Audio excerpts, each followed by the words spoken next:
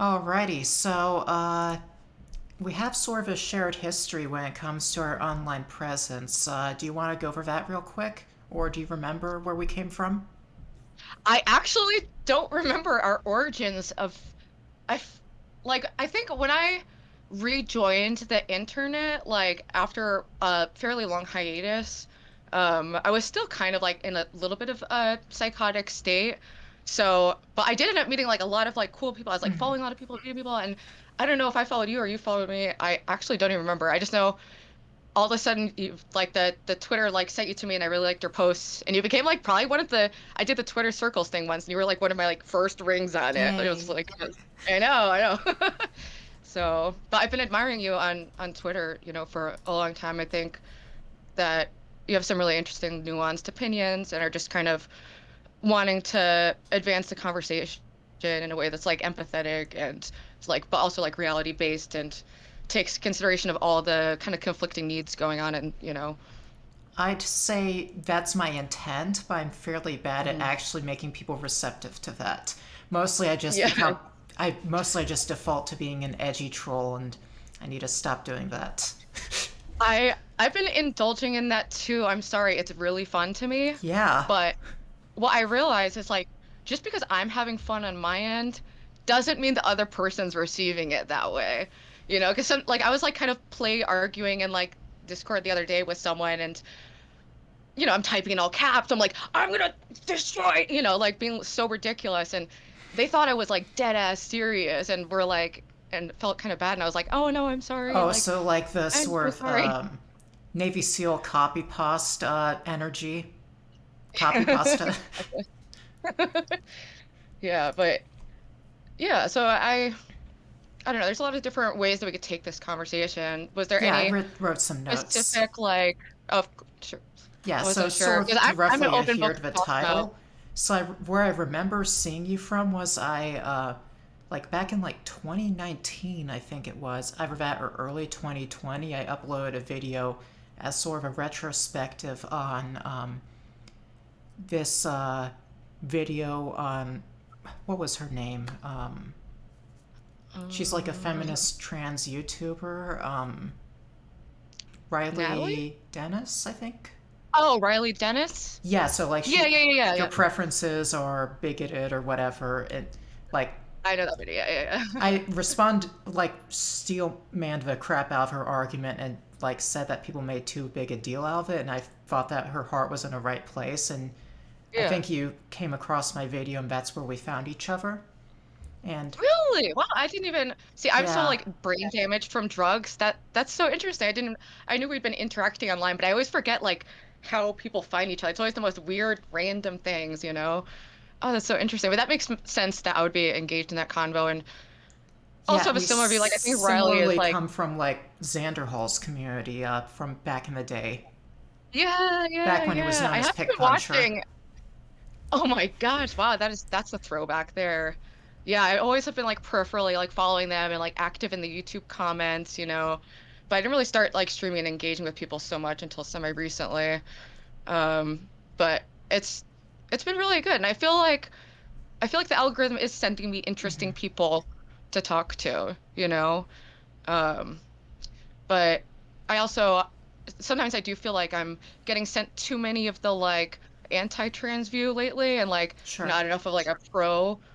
Like I'm very much just like in the like heterodox like part of Twitter. So everything is like I don't know. I really want to stay grounded on the issue and not become It's like bitter or interesting. weird about it. Because this is Elon's Twitter now, so it makes sense to me if, like, the more turfy accounts get astroturfed and more, Oh, for like, boosted in sure. the algorithm. It's like crazy. And it's like I don't even really relate to them. I find what they're doing to be broadly in uh I don't Not want to say coming from a bad good intent because place. you knew, but like yeah, it's like it's not looking at people as whole humans. That needs to be centered in the conversation at all times is that everyone involved is a person with struggles and value. I really don't like on the gender critical side, it's just very dehumanizing to trans people, in my opinion. It's what does that advance for anyone? And I like, was, listening to that little bit that Alex Williams convo, Yeah, and something he yeah. talked about is an empathy trap, and how like sometimes that's weaponized by the more quote unquote woke end of a trans activism. I Hmm. feel like the same thing is very much true on the more reactionary end of things, where they weaponize empathy or they weaponize fear of the other. So, or Absolutely. well, it's based in fear, but they use a language of empathy. So they'll be like, so they find trans people disgusting, but then they're like, oh, we just want to help these poor people who are like Hmm. confused. Yeah, you can kind of tell when people are trying to at least come from a good place and are there's just so many bad like incentives on the internet. Sure. Like, for To example, like incentivize the Jesse worst. Singal is somewhere I think is coming from a um, good place, but his rhetoric is often weaponized by like more transphobic people, and maybe to a lesser Mm-hmm. extent like Abigail Schreier, but like Hmm. Matt Walsh is not an empathetic person in any No, manner whatsoever. no, not at all. And it's like I've watched Matt Walsh clips where he like owned something silly and found that entertaining for a moment, but broadly speaking, I have no common goals with that man. Like the worlds that we want to live in are very different. Um, and his goal is like to just eradicate transgenderism. Or I mean, Michael Knowles said that they're all in the same, Daily Wire family or whatever. Um, but yeah, definitely not on my side of it. But yeah, I like Jesse's. Is it Signal or Singal, Single? I think. Single. Like I, Yeah, I feel like a lot of times he's one of the few people in line where I'm like, okay, I think we're like maybe on the same page with some issues. Like I can totally see that. Yeah. we should probably switch gears to like the main topic. So, autogynephilia and like trans. Should we Mhm. start off with like the envy/desire movie? I believe we both watched it. Yeah. Yeah, I'm curious, what were your thoughts? Because I really enjoyed it, but I'm curious what your Yeah, perception, because so I think you have a like little I more insight thought to from take. like a cinematography perspective and like a filmmaking perspective, it was shot very nicely. Like the sets were nice, the props and like just the presentation was really nice. But like Hmm. I felt like the message of a movie was almost like a 4chan shit post. Hmm. And what do you think, like, what was the message that you received? And do you think it's similar to what the Amy like was creating to intend? Um, well, something that I guess we can touch on in this and that you've touched on before is sort of a true trans versus like trender or confused. Mhm. There's a lot of people who want to like web things that are considered like AGP into the fake trans slash gross category, whereas like so the character Ethan, I'm going to just use he him pronouns because he's effectively a man of the movie. He hasn't transitioned yet or anything. Um, it's a very like caricature version of autogynephilia. Mm. Hmm. Absolutely, yeah. I would agree with that. Like, it's definitely not.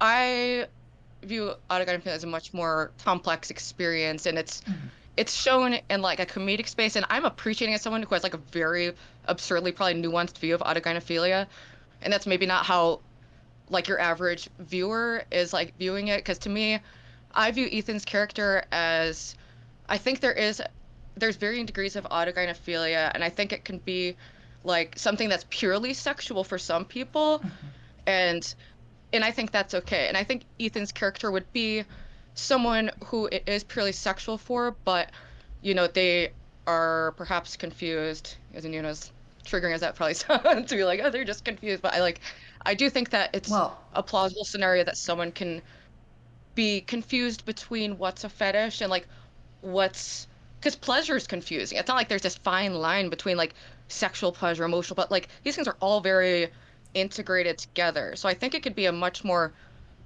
profound well, experience than what is depicted. But well. What I would say is, well, yeah, AGP is rather than like, well, also it's like depicted as in a very like yucky way. Like, AGP is gross. Mhm. It's sort of tied with Well, also, I get we can talk about chasers since, like, I joked about you being a chaser in the thumbnail. Um, I'm surprised I don't get that accusation more often, considering like probably at least like 70% of the people I interact with on Twitter are probably trans women. But I think I Based. just relate to people and Mhm. appreciate. I think I relate to people who have had challenges in life broadly, um, and overcoming obstacles, and that's just something intrinsic to the trans experience. So I think maybe that's why disproportionately I tend to relate to them. And then just the topics I'm interested like are like fairly niche online spaces to start with. But yeah, I'm surprised I get called like a pervert shield or like a platform like from the like extreme turfs, and it's like that honestly makes me feel good because I'm like, all right, I don't want the extreme turfs to like me. So I feel like, Yeah. if the people I don't like me, that's probably a good sign that I'm not like veering too far into like being just pure like reactionary bullshit. Uh, yeah, so AGP in the movie, it's whether it's like dysphoria or whether it's like just in the sexual domain, like it's depicted as being like a gross thing that needs to be hmm shunned. And like I there's mean, even like the Catholic trans woman who characterizes it in a yeah, very puritanical manner. true. But part of me almost viewed that maybe I'm like giving it too much credit. Like I almost viewed it as like a meta like commentary like of how these things are perceived, and the way I interpreted Ethan's character wasn't with any sense of revulsion whatsoever. I found him to be almost kind of like dopey and like Sure. endearing, like, and maybe just not. A transvestite himbo.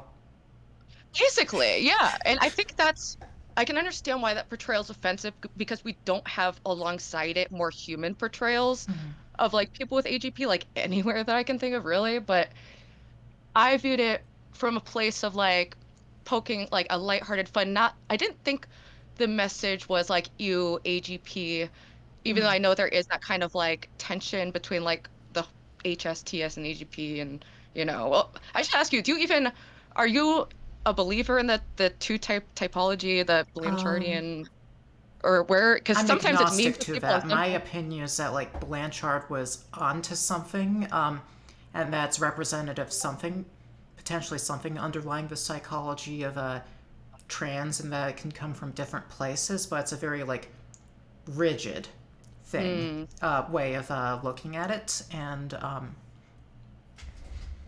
I'd say that like yeah we a lot of people will talk with like authority on various like psychological aspects of trans, like oh we know that they have the same brains as the gender they identify as. Oh we or Blanchard might be like oh I have clear phallometric data yeah, saying yeah, that parliamentary trans data. women's sexuality is identical to that of a straight guy like attracted to himself or well to himself as a woman. Well, something I'd also say regarding like AGP is like it does. Um, I think there's a reason why. Well, why it's viewed with a lot of grossness in the trans community, not just by like the prototypical like HSTS dolls like Mhm, Amy, mhm, but like by a lot of like lesbian or bisexual trans women too. And something that is strong with like AGP is shame or self disgust. mhm, So like it's that's why I see like a lot of trans women like really mean to like cross dressers or like mm, femboys because they see sort of a part of their history that grossed them out, and they're like, oh, uh, I was grossed out by who I was back then, and you're doing the same thing. That reminds me of who I was. I hate you. yeah, that makes sense. That's pretty much how why anyone hates anyone is that experience of like, you remind me of something about me that I don't like that I haven't really reckoned with, so I'm gonna project a bunch of angry energy at you to destroy you from my field of vision. Like, but it's pretty toxic. I mean, so do you think AGP, like, do you think that describes your experience or part of your experience, or I'd do you relate say to that term? I'd say that autogynephilia is probably in part component or the underlying mechanism for my Mhm. gender identity, and probably component to my sexuality. I'd say Mhm. so.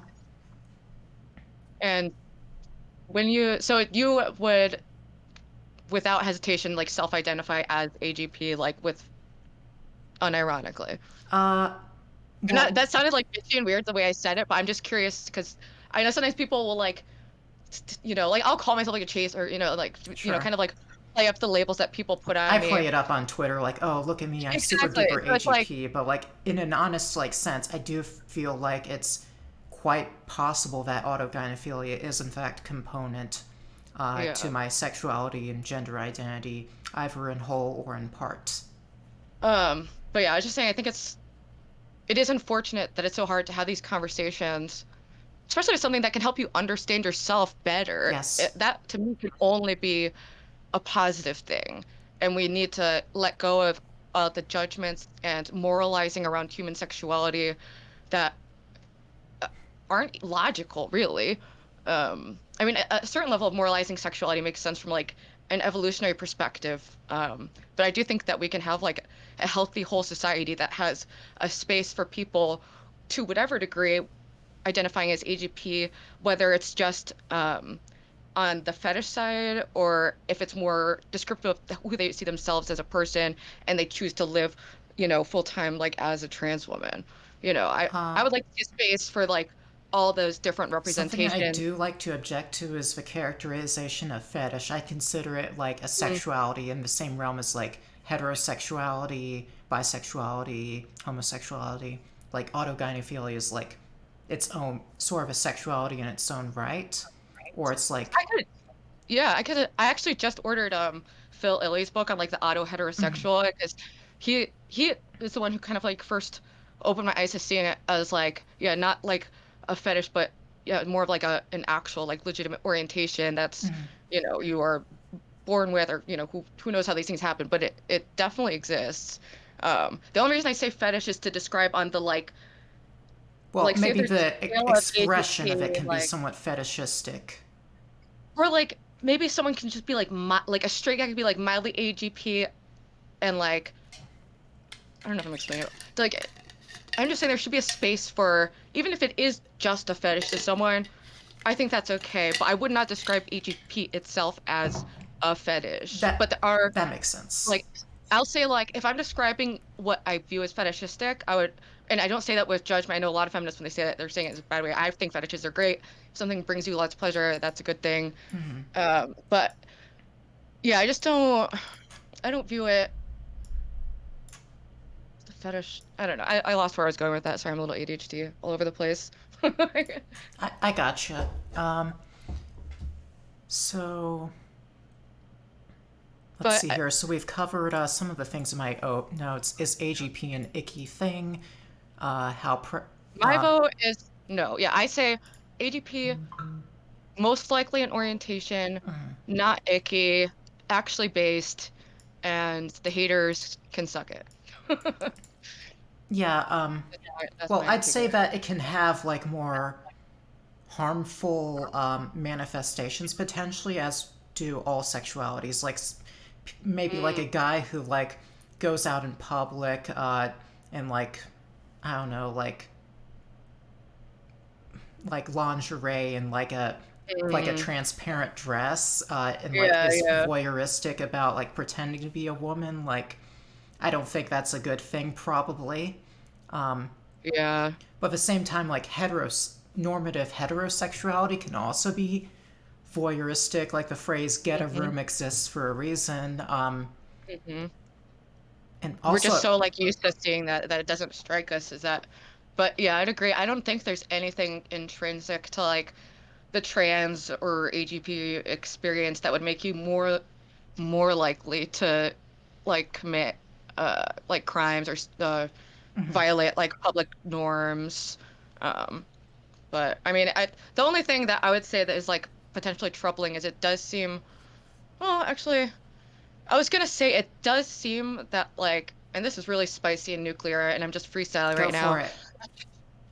but like, it does seem that like if you look on like Redux, it does seem maybe like within the AGP umbrella, there's like an unfortunate subtype that is like it seems that often, and maybe I just am reading too much Redux, but like when trans women do end up arrested for like sexual offenses, it does often seem to be more the AGP rather than the homosexual type.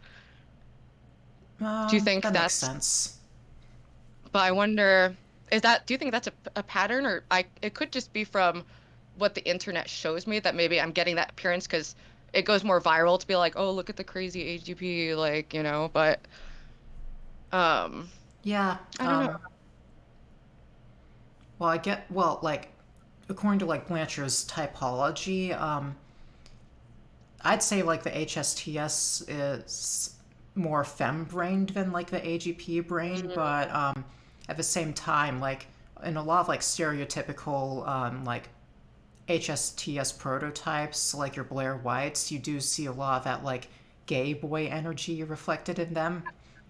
So I could see that, like, yeah. yeah, so maybe like there are some like dolls out there who are like molesting kids, and we're just not talking about it. Ooh, that is highly plausible. So yeah, I mean, we already so get I think like high school or middle school teachers like grooming their male kids. Like maybe like there's some yeah, HSTS women who are doing that sort of shit. absolutely. Yeah, I feel like maybe it does just like you said, it maybe is the like more femme-brained um because I always thought it was interesting. They did that study where it showed that like trans women, gay men, and cis women all have similar like brain structures. So it's like I wonder what that because that study's often used to be like, oh, it shows that cis and trans women have similar brain structures, but the same also applied for gay men, if I do recall correctly. But I don't know what or if anything that means about anything. Like, Sure. Um, my personal like hypothesis is that there's two types of like trans or two umbrellas of trans, but like there's a lot of variance in how that's expressed and how that appears, manifests.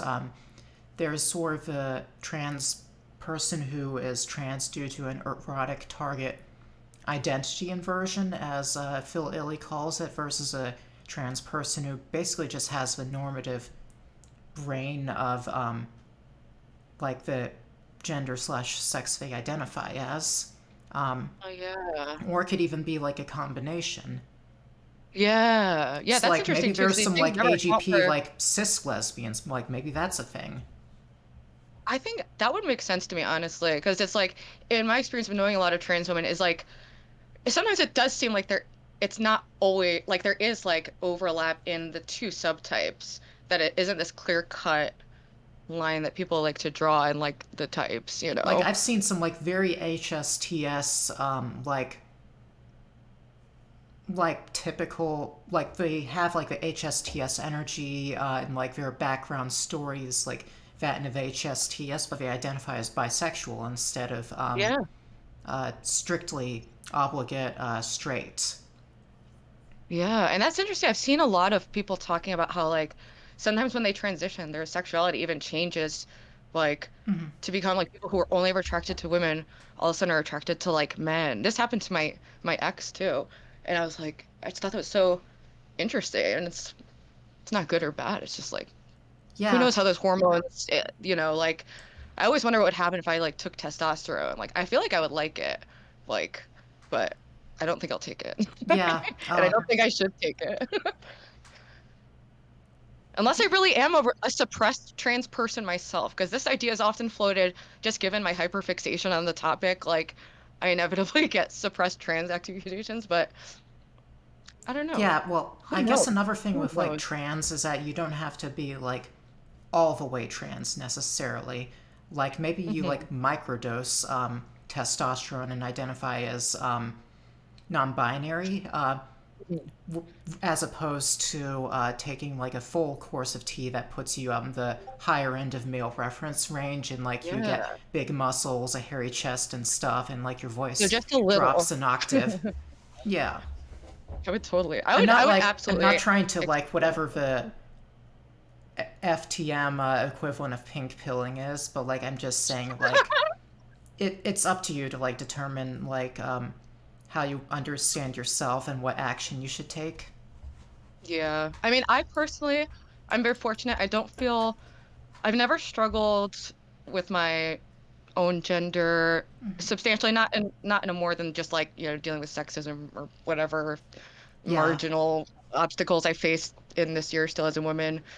But yeah, I feel fortunate I haven't had that specific struggle because I've seen it really take a toll on a lot of people I care about. But I've also seen a lot of people transition and thrive in their lives. I've seen it go every which way that it could go, honestly. So you feel like very at home in your like sexual biology, but you want sort of that masculine vigor added to you, maybe? Yeah, I think the reason I would like microdosing tea is because probably just from like my constant interest in feeling like better than whatever I'm feeling in this moment. And I kind of like just from reading about like I feel like testosterone, it does give you a boost. Like it boosts your sex drive, it can boost your energy, it can also boost your like hostility and anger and rage.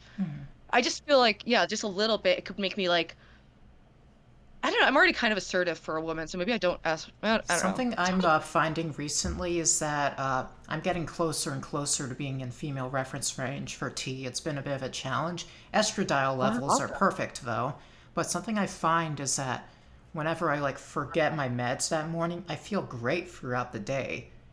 Really? Yeah, and then I look at my pill store and I'm like, oh damn. Wait, so how different do like does it make you feel that because that would yeah, maybe that is like the testosterone like jumping back up. Yes, I think I it's don't the same effect on. So it's like the. So I think the same thing is happening to me that like FTM's experience where like there's that acute Yeah. like that sort of acute like oh my god testosterone is really giving me energy vigor. Yeah. Yeah.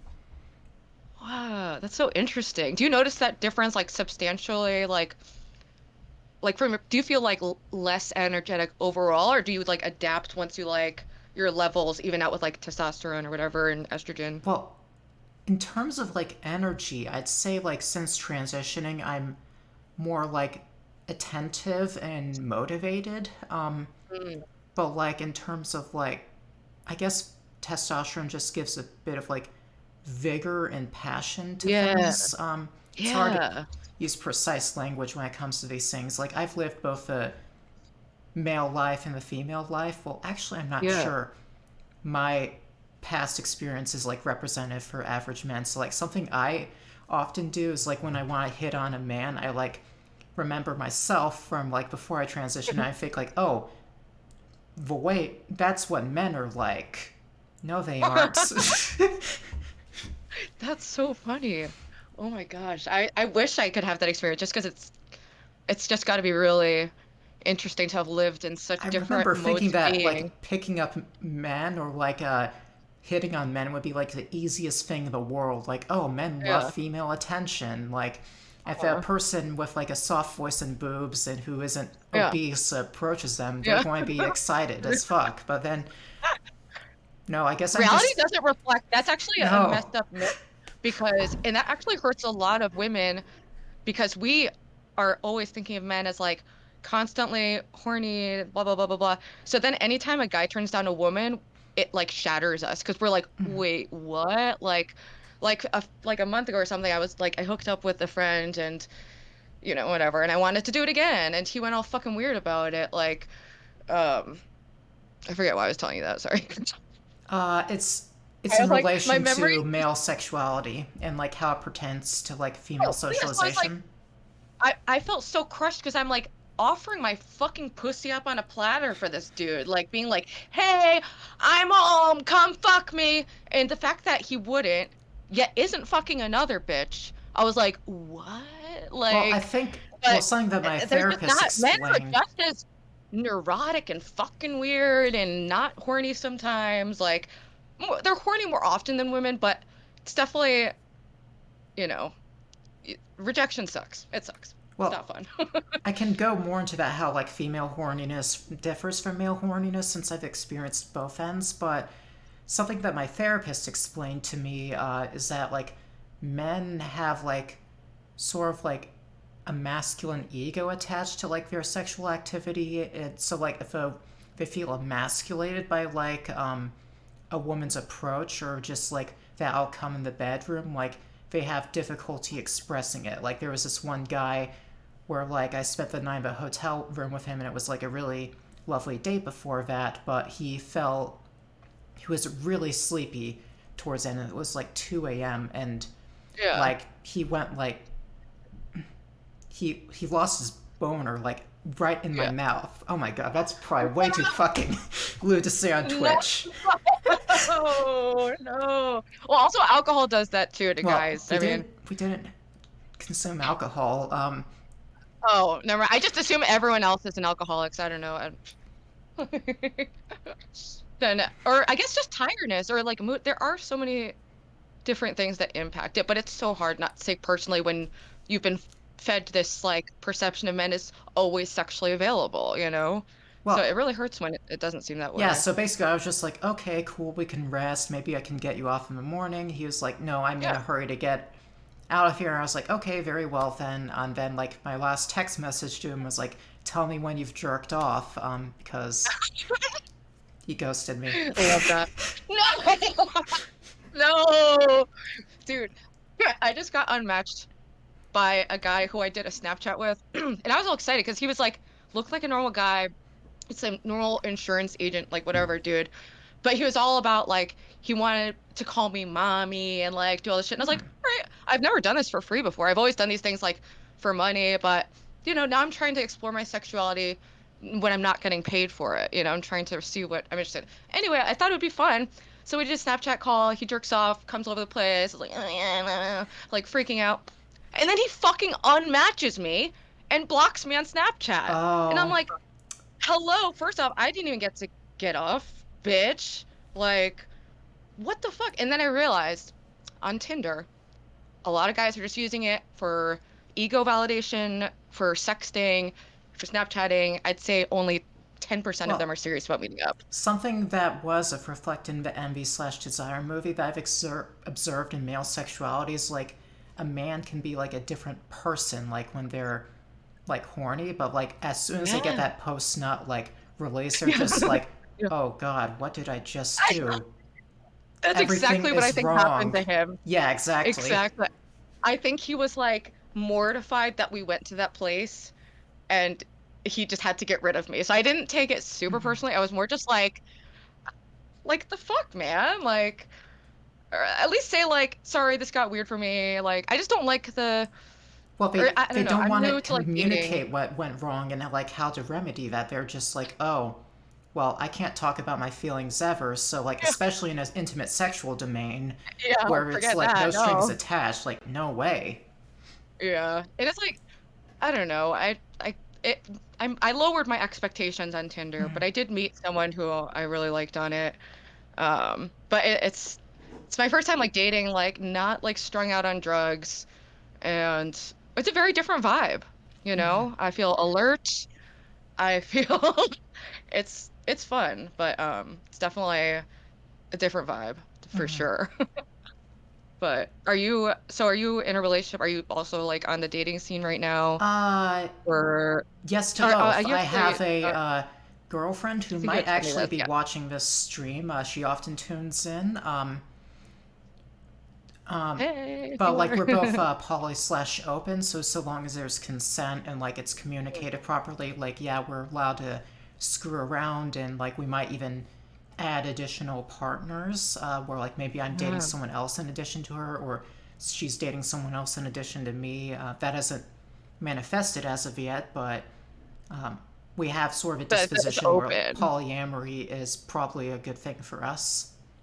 Yeah, that's awesome. I mean, I think there's so many different ways a relationship can be healthy and beneficial, and some people do better in monogamy and some people do better in poly. I've done both, and like, I think I'm just tired. I'm getting like more tired, so I think like my next relationship, I would probably be monogamous, but like maybe like open a little, but only for me. Damn. So like the female end of a red pill. Yes. But not, I guess I would probably just do, I'm ready for normal, okay? I've been living the weird life for way too long. That's fair. So I'm ready for something more normal at this point. Or am I? I don't know. I say I'm very conflicted in what I want in life, so it could go either way. So overall, we seem to be in consensus that like AGP is an inherently like harmful thing, or like something that needs to be shunned or viewed with or reviled, and that can Absolutely even not. also, and it can be either like a quirk in male sexuality, or it can be like a, or even like be like part of being a trans woman. Hmm. So we're both sort Yeah, of I in would fully, agreement of that. Okay.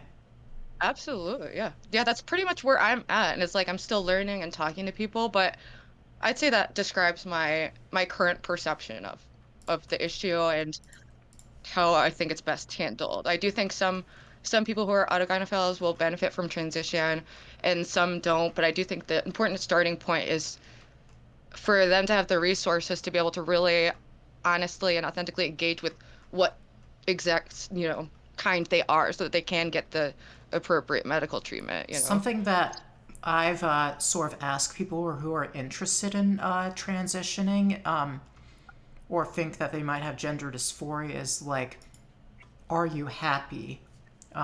Or Mm, like, would you feel like your life is incomplete or mm, unhappy if you permanently had to live as a gender you currently live as? So like, if you're a guy, where like, it's sort of like in the movie where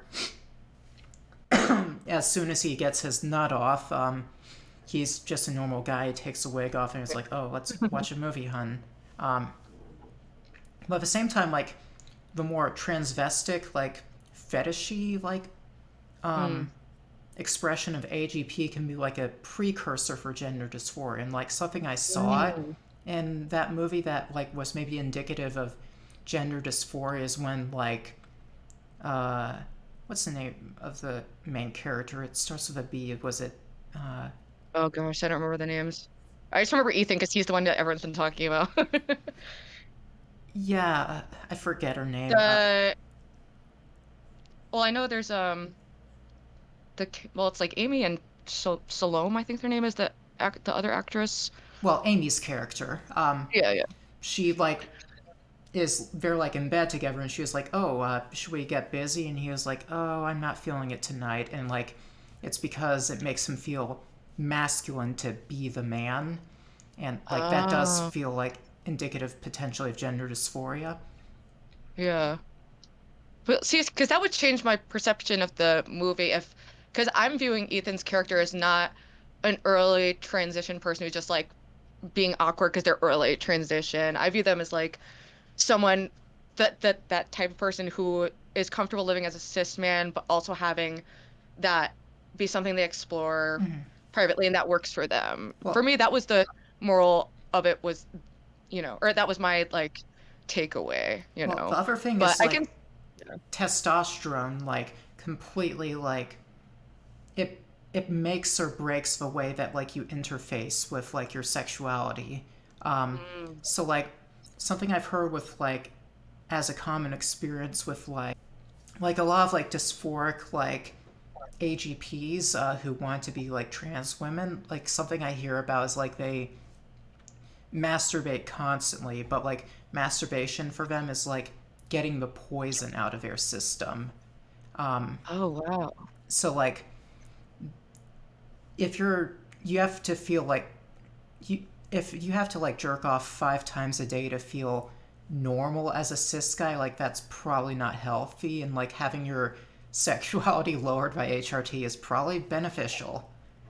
Honestly, yeah. Yeah. Um, I would say in that case that would be someone who would probably benefit if it's that like, having that outsize of a role. Something that I've experienced and that it seems to be common in the like trans women experience is like the how liberating it feels to like be released from male like sexuality. So what I've Mm, experienced with like my change in sexuality is like when you're a guy, there's a background radiation of horniness. Mm, Or like also horniness is very centered around like release. Like you need to mhm, ejaculate regularly. Like you feel pent up if you're not doing mhm. that. Whereas like for me, I'm just like chill pretty much constantly Yeah. unless someone like touches or kisses me the right way or says something to titillate me. Then like I'm ready to go. But like otherwise, like I'm pretty like chill most of the time. That sounds like it would be like liberating. My only, I was talking to someone else about this recently, I forget who, but like I related to like when I've taken uppers, it's made me almost feel like something similar to male sexuality and like the level of horniness and the way I experience it. Like I'm prescribed like Vyvanse and stuff, but I can't take it because I feel like it takes my sexuality to like a male Interesting. place. Like I think for a woman, like if I tested my T levels, I feel like it might be like slightly higher than normal. And then so if you threw in when you throw something else in the mix, like for me, it becomes like a fixation. And I feel like a guy where I'm like, all right, I get like just fucking anything. I get like doing sex things that you regret or are disgusted by afterwards. Like, and just overall, just it being a nuisance. Like I can't fucking focus on anything, and then jerk off and then, oh, cool. An hour later, I'm fucking horny again, Like, so that's why I don't take my Vyvanse unless I want to like have like a big sex party for 24 hours. Oh my. Otherwise, it's just a little too much for me. But so I can, you know, m- I definitely like I don't have the like constant horniness, but I get like ebbs and flows to, like my attractiveness, but I feel like it is fundamentally a very different experience than like male sexuality, and it's more like mixed in with like other emotions too, and it gets really entangled. And I think that's why it's so easy for women to get attached after like or not even like necessarily attached, because I think that's kind of a myth that women get attached after one night stand. I think it's more that our egos need everyone to be in love with us, and if they're not, that feels bad. Well, for Or me, like what it I is I need to have the upper hand. it has to be scratching an emotional itch. Mm, For me, it like it can't just be about like status or getting off. yeah. Like it has to be there has to be like an emotion behind it, like being able to connect with a person. It doesn't have to be a romantic, like stable connection, but just like Hmm. Connection. yeah. Yeah, yeah, I feel the same way. When I was in my 20s, I was like pretty wild. Luckily, I was in a few long-term relationships that like probably saved me from having a lot of STDs and pregnancies at this point in my life. Um, but you know, it's fun exploring that aspect of life again. But it's just fascinating from like a sociological perspective how differently like men and women experience sexual feelings and the level of confusion and hostility that creates between us. Like I just feel like the relationships between the genders are just awful right now overall. Even if you take out the transgender issue, it's just men and women are not doing well.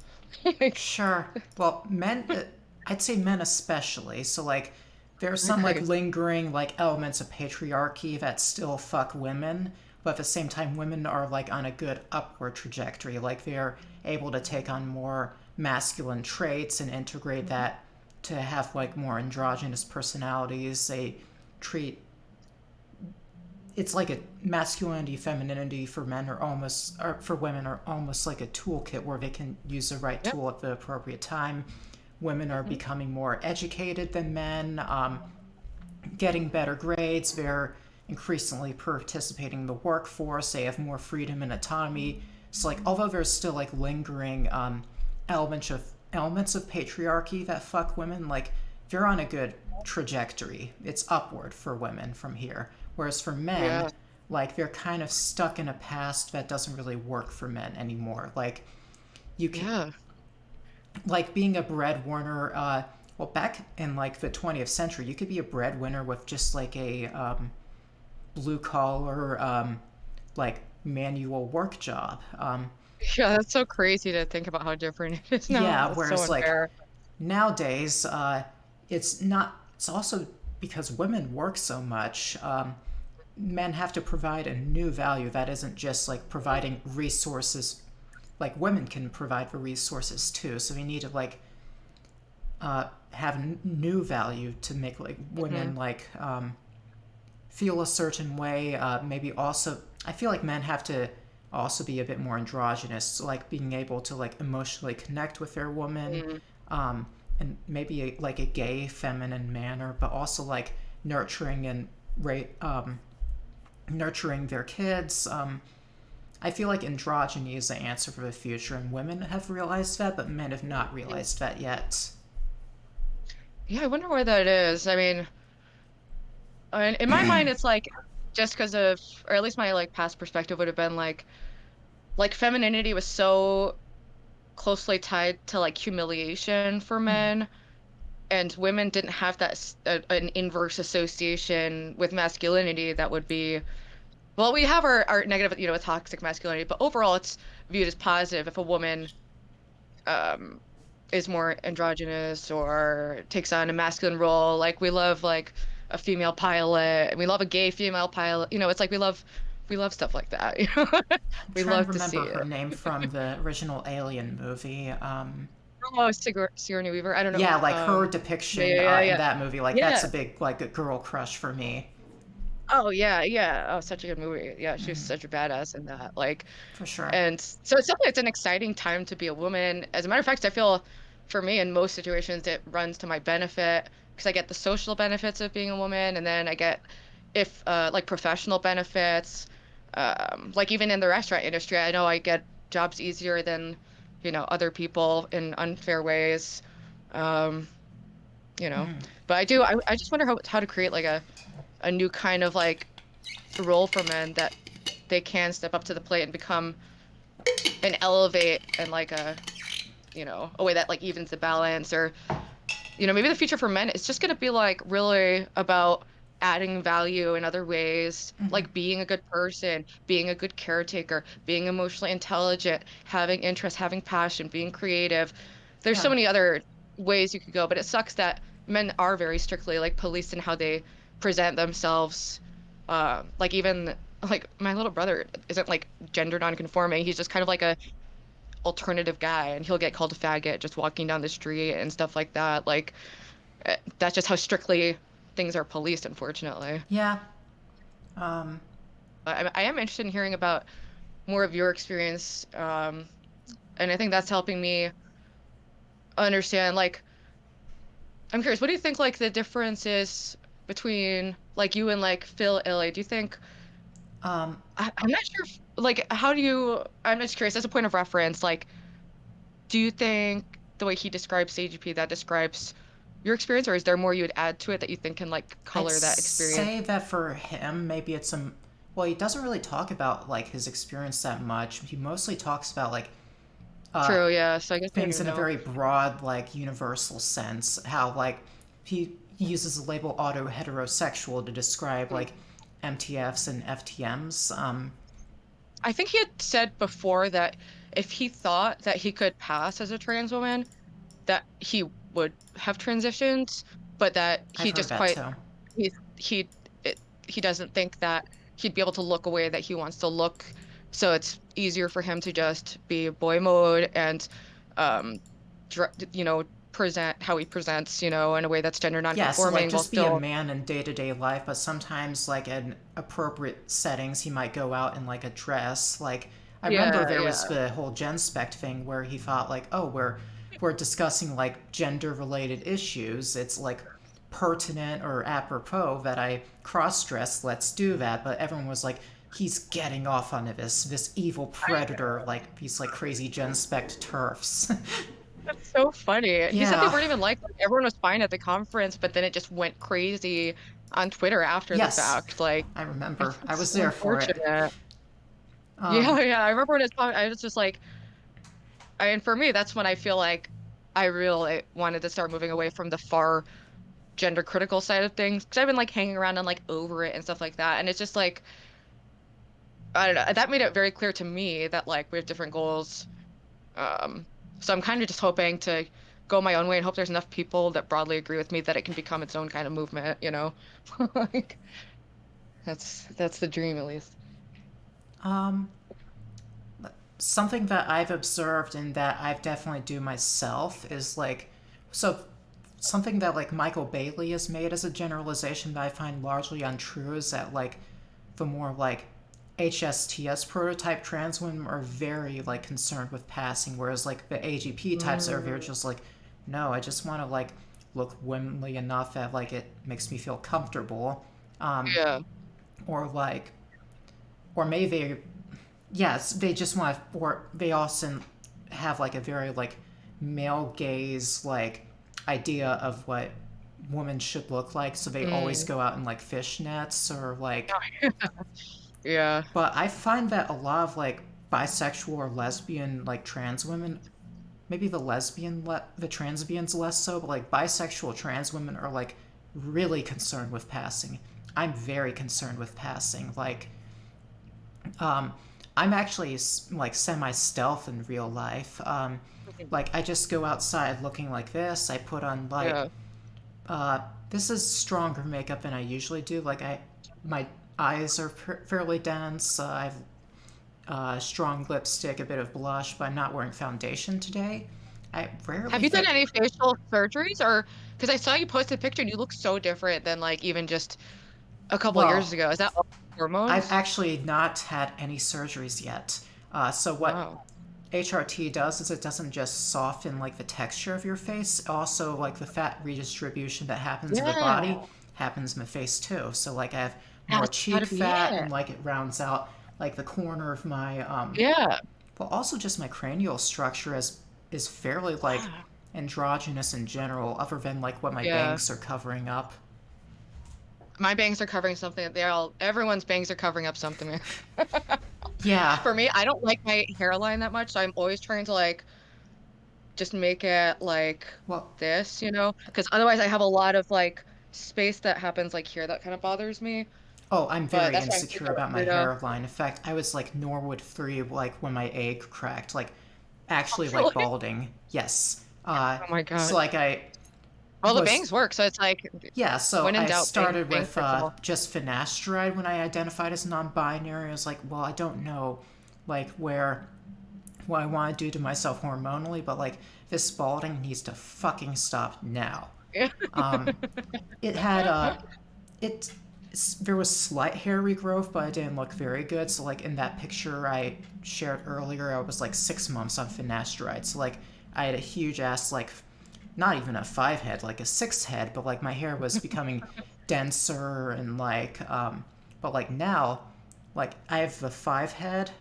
It's like I think like this is where my hairline is, but it also has like sharp corners that are kind of masculine. That's But that's with what yeah, I have the sharp yeah, corners too. I mean a lot of people do it. I What I do is when my hair's back, I'll actually put makeup in this I part of actually my do that too. hairline. Yeah, or I've used those like kind of like shake on things. Yes, me too. Yeah.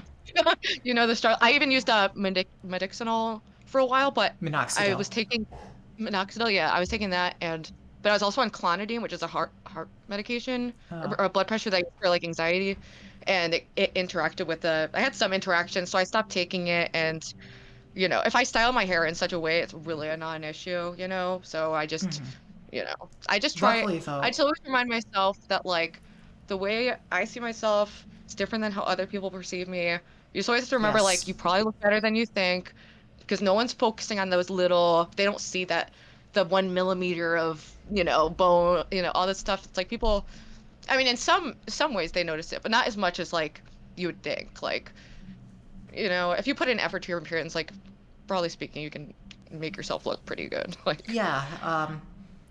So I've put a lot of effort into gender presentation. Most of the time, I've I feel like I could improve with voice training, but like it the sort of um transness to my voice is better conveyed in like when I call on Discord or I'm in game for some reason. Like on like the phone, it's just huh, ma'am all day, and like when I huh, see people in person, like yeah, it's just a normal woman voice. yeah. And like, oh, do you want to hear my guy voice?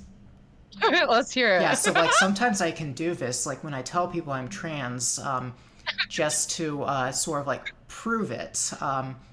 Where I'm like, okay, so this is how I talk right now: heat from Yeah. fire, fire from heat, Heat from fire, fire from heat. Oh, That's how do you? every, I don't. that's That is everyone's crazy. unanimous reaction. That's so crazy because it doesn't sound like you're doing a voice put on, like it just sounds like your normal talking Well, voice, this but then it is changes. well, it's muscle memory. So like whenever I want to Oh, open my mouth to talk, like automatically my larynx it just raises auto. into a position that gives me this resonance, and like it's habitual Oh, that I talk from sort of the top of my throat and add breathiness to, or the top of my mouth and add breathiness. wow. So you have to put an effort to like get back to that place.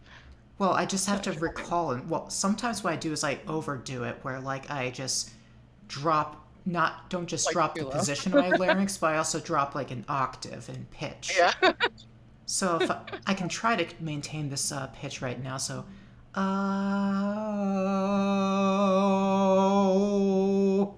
something like that, I guess. I always thought I had kind of a low voice for women, but I think I prefer the low voice on a woman. I I think like it's husky voices in women. right. That's a lot of like my favorite bands have like singers with like females have like a strong and like scratchy, you know, My dream is to be able to soulful kind of voice. sing like Joan Jett, like that sort of masculine aggression Yeah. to it, but still the female resonance. Yep. Yeah, she really does encapsulate that perfectly. She was like a huge influence for a lot of my earlier bands who were all like obsessed with Joan Jett. And I managed to get my voice like I probably destroyed my vocal cords. It probably sounded more like Courtney Love because it's just like bah, like but Oh yeah. I remember like whenever my bands would be recording, we'd all go like chain smoke cigarettes like and like scream to make our voices as like totally blown out as possible. Yeah. Like that's I Um, always wanted to sound like Courtney Love or like Brody Dale or like those were always like my idols when I was little. okay, so I guess I could do like a timeline of like my trans experience and how like AGP like pertains to that. So something about like AGP that really resonates with me is like the way like Anne Lawrence describes it is like in childhood they're just like a normal like boy gender wise. Maybe Uh-huh. they're like nerdy or autistic. I was Mhm. very autistic as a kid, but like gender wise I just like boy things. I played with Yeah. like trucks as like dump trucks as a little kid and like toy construction equipment. I liked building with blocks. Yeah. I also liked video games as a kid, like very masculine coded video games, and I still that's why I play these days. So like after we hang up, like I might play some Fear or some Escape from Tarkov, like these really like violent shooting games. Like that's what I'm interested in. So like I was a pretty normal boy gender wise. Well, also I had like some somewhat like very like masculine attitudes. Like I saw myself as like, ooh, I'm a tough boy. Like Really? yeah, That's so I interesting. So when wasn't, did it but I strongly identify yeah. that way. Yeah, I can't even picture that for you. I'm or like I can't I don't know. I guess the transit I can't picture you as like a small like autistic boy child. Yeah, Or I guess it can make sense. But when did it like when did you start feeling what would you describe as like the beginning of you identifying differently? Did that come on like I'd during say puberty? like yes. So I'd say around like so first Tanner 2, Tanner 3 stages of puberty, like everything's fine, like my body is Yeah. developing, like that's fine. Well, actually, I didn't really like leg hair that much or armpit hair, but I was just like, oh, women shave those things. I could just do that too, Yeah. like around the Tanner Yeah. 3, Tanner 4 stage. But like when I started like getting like chest and like butt and back hair, I was like, that is filthy, disgusting. Oh no. Like, so I started Dude, shaving that puberty is too. so traumatizing. Puberty was the worst, man. It's literally it's torture. Ugh, I feel for your child person. So So it was like do you 16 feel ish. 16-ish? So like and did it was it instantly linked with your broader sexuality, do you think, or Oh, did it develop? well, Like, it's sort of, well, actually, what was really weird with my sexuality is before puberty, I was only interested in boys. oh. Well, I didn't define it in that terms, well, but like just like women's bodies were completely uninteresting to me. Interesting. Oh. Like I thought it was a very funny thing when like naked women were depicted in like Monty Python as a kid, but I didn't have the hots for them or anything. Whereas Yeah. like penis, it was just like that's what I like to see. Hell yeah. But then like as soon as like puberty happened and I started being pumped with testosterone, I was like, no, I like boobs. I like pussy now. Like, um, I sought out that sort of thing in pornography. But then around like 16, that's when I was like very boyish. But then around 16, I was like, I feel like emotionally I'm more feminine than masculine, and I don't want to present ultra masculine. So I was a really big like twink as a teenager. Um, Uh-huh. so I was like really leaned into it, like, oh, I'm twink. And then I started listening to like Papa Roach, Linkin Park. I was like, oh, I want to be an emo boy. Perfect. Um, Oh, I love that.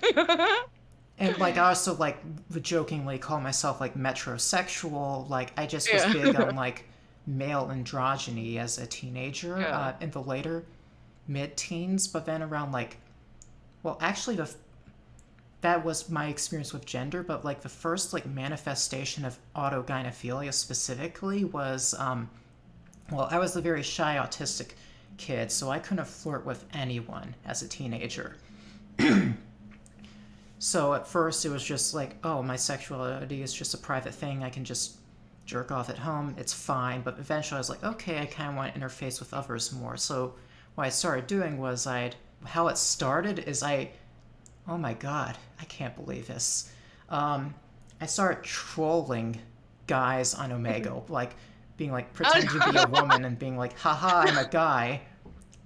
But something I found no is way. like when guys would come on to me sexually, like, and I was the woman in their eyes, that really turned me on. I was like, oh, that's weird. Huh, oh well.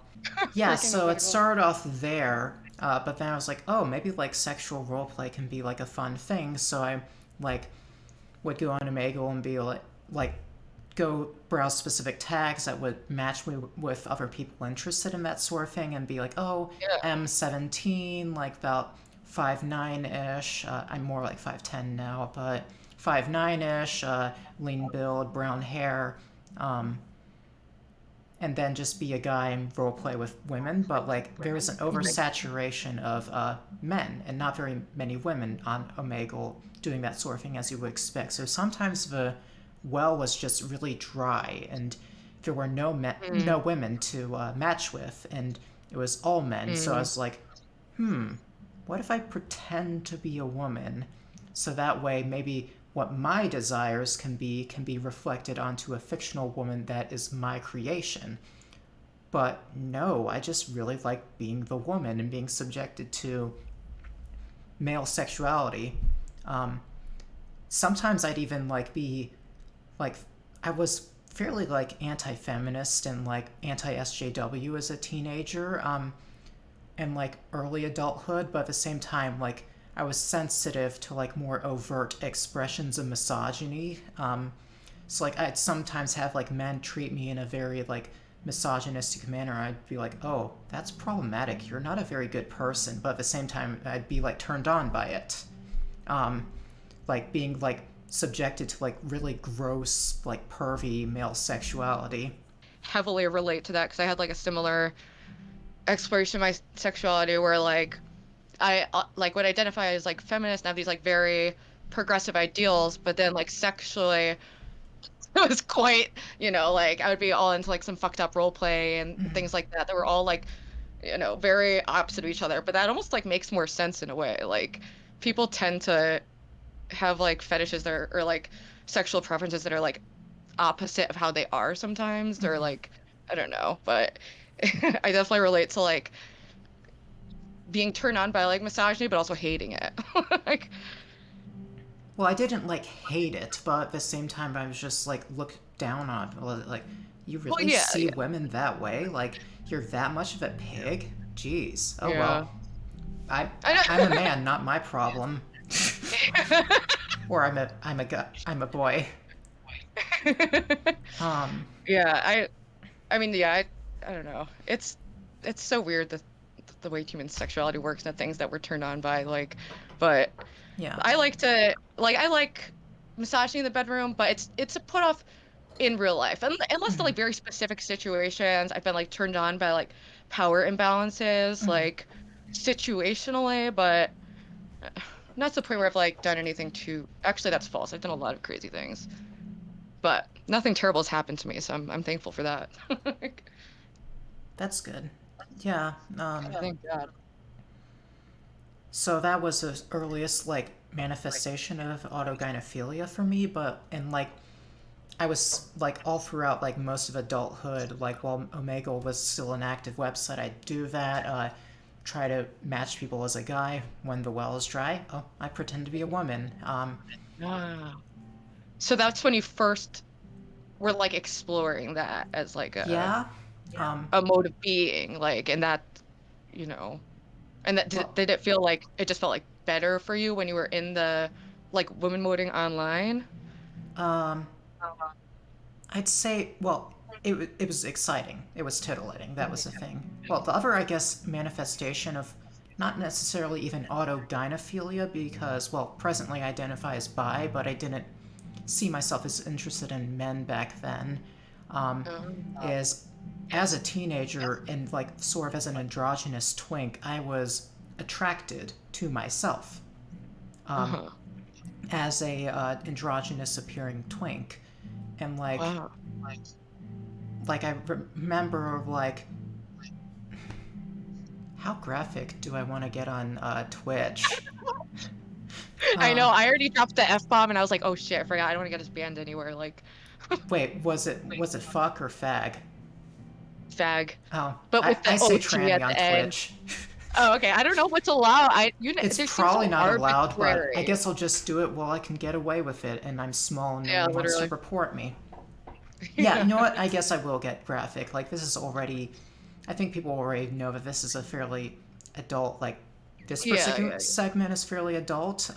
It's almost embarrassing to like remark about, but I remember as a teenager, like there was a specific room I often like to like masturbate in where it had like reflective glass so I could view myself while yeah. doing it and like admiring my own body. Really? And then what happened is like around like 17, 18, 19, when I started entering the Tanner 5 stage of puberty, started masculinizing more, start like more masculine body hair, like my proportions masculinized a bit more, like I viewed it felt like who what I it felt like a part of me was like basically dying, like I was losing myself, that loss of androgyny. Oh. And well, also like around 18 my metabolism slowed down a lot, and at my uh, first job I had after I graduated high school, like I had a very steady supply of food Mhm. there. Like I could eat pizza every day, and that put on some weight. I think I peaked at like 198-ish pounds in my adult life. Right now I'm like 170, and I'm at the heavier end as a in my woman life. Like Uh-huh. pre-transition, I was like 155, I think. I'm 5'10", so Oh. BMI between like 22 and 24. Like in recent years, Yeah.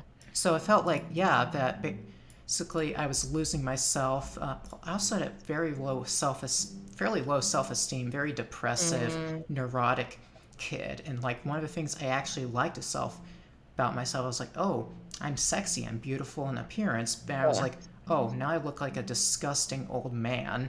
It felt like one of the very few things I liked about myself was dying right in front of Oh. me, that I was losing myself, but Yeah. I was so dismissive of my attitude. Well, at first I thought like maybe I'm like non-binary, like I've heard about that on Tumblr, Yeah. but then and I also thought I might have like body dysmorphia, but I didn't. Mm. I had a very like black and white understanding what gender dysphoria was back around like the mid 2010s. Like I thought like gender dysphoria was a literal like PTSD level, or even worse than PTSD, like trauma Mm, response to your sexual biology. And I was like, oh, well, I'm not literally traumatized. Like it's bad, but it yeah. doesn't make me feel. It's not literally every second of my life is absolute horror. I can Yeah. mostly cope with this, and well, also I didn't. Yeah, I didn't take what I was feeling seriously. I was just like, you know what? I bet Mm, every guy goes for this. You just need to grow the fuck yeah. up. You're getting Mm, older. You're no longer a kid. You don't. Um, it it is what it is. You just have to live with it. You can't. yeah.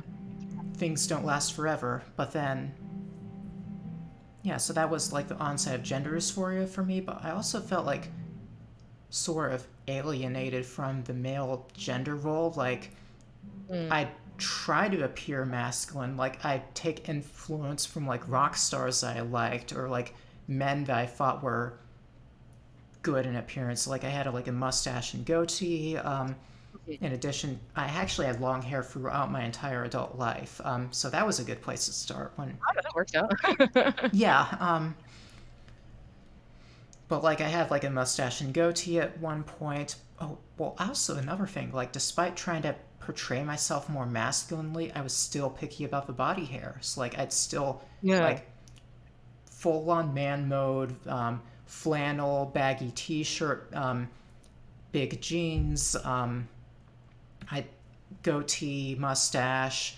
At one point, I even had like sideburns too, like really manly Yeah. appearance. But at the same time, like I was so like soft in expression, and also at the same time, Mhm. I was also big on like body hair removal. So I'd like, Yeah. oh, that's another thing. Back when I actually did have like the social skills to like sexually engage with like women, like I thought that like I was a superior kind of man because I put so much effort into it. So I'd be like braggadocious, or like I'd Yeah. like when sexting, I'd show a picture of like my smoothly shaved legs and be like, "Oh, isn't that sexy?" Like, "Oh, other men are like gross monkeys," but I put effort into my appearance. But no, women were not receptive to that. Well, It's like women like that to an extent. I mean, women like all, all kinds of stuff, but mm, like, broadly speaking, you're heterosexual female. They want like some upkeep, but not too much that it mm, reads too feminine to them and isn't like, you know, turning them yeah, on in like that heterosexual masculine way or whatever. But do you think like so once so do you think your aversion to body hair was linked? These are like other like little signs along the way. I think so. Yes. Like, yes. So I that's think the interesting. So, strongest manifestation of gender dysphoria was less so like the sexual element of autogynephilia, or like desire to be a woman, but like the contrapositive, I think is the correct yeah. logical word of autogynephilia, um, autoandrophobia. Mhm. Just like just disgust, revulsion at like masculine characteristics in Mm, myself. Um, but well, also back in like the mid 2010s when I was an anti SJW, well, I was briefly around 2014, early 2015, exploring being a feminist, but then Gamergate happened. I got swept up in that. And like you were something, part of Gamergate. yeah,